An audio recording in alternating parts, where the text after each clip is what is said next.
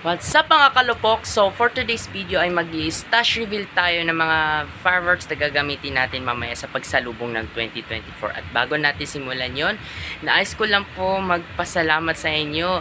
Thank you for 700 subscribers na guys.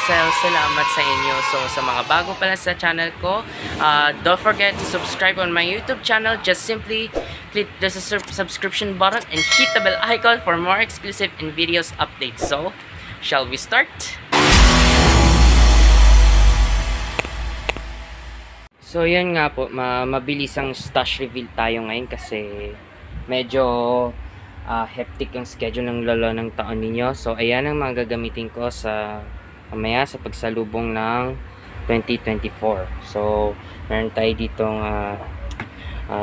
China made ng Roman candle. Ito yung 20 shots.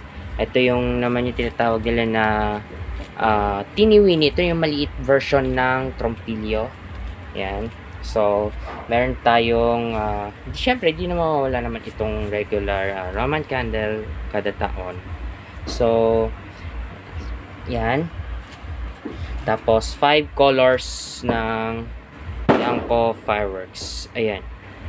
Maganda siya guys kasi matagal ang duration niya. Subok na ako niya many times. So, yan. Nabawasan, nalagas na rin yung ano natin, yung sparklers natin, yung pambata, pang local, yung pambata version, yung old school. So, ayan. Meron din tayong China made na extreme fountain. So, nalagas na din yan na mga 4 siguro. So, kaya 10 na lang yan. So, meron din tayong trompilyo, 2. So, mura ko lang to nabili. So, at meron din tayong konti firecracker. So, whistle bomb ng Conde. Ayan. Tapos, may freebie si Madam Rosalie ng Dreamlight brand. Tapos, ayan. Mabuhay Rainbow. Yanko din yan. So, meron din tayong mini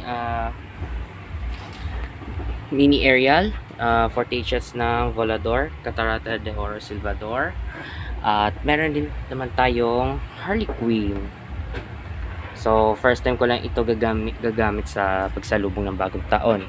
So, sa mga pagdating naman sa mga fountains, meron tayong Mount Everest, Class 2B, 2. So, ang natira na lang is ito naman, Crackling Joy Fountain. So, tapos ito naman, Shenzhou Passion ng Golden Leopard King.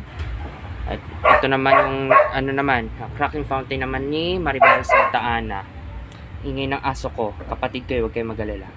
So ito naman, Flower Festival. Kumuha na rin ako ng lintik na aso.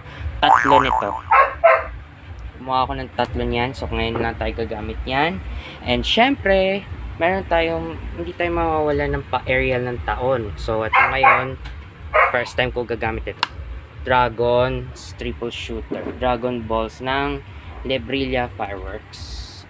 And then, thanks for Sir Legrand at naka-avail tayo sa kanya ng mga bala na gagamitin mamaya. So, ready, set, fire na tayo mamaya guys.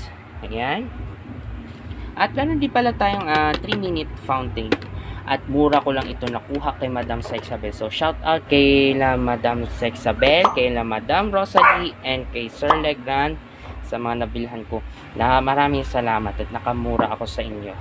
So, yan. Ready, set, fire na tayo mamaya, guys.